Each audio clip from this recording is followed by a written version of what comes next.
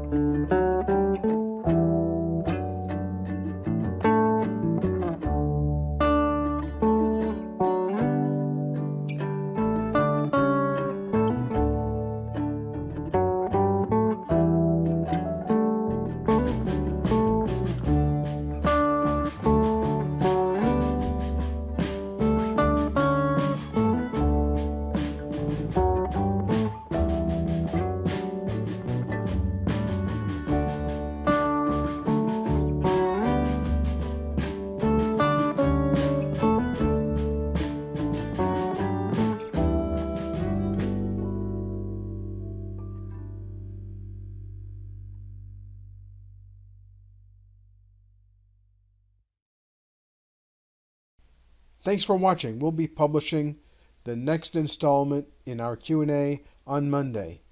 Hope you have a great weekend. Take care. and we'll talk to you later. Don't forget to brainstorm. Yeah, we had to.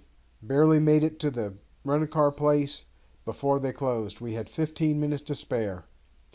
Guess our luck was kind of holding out.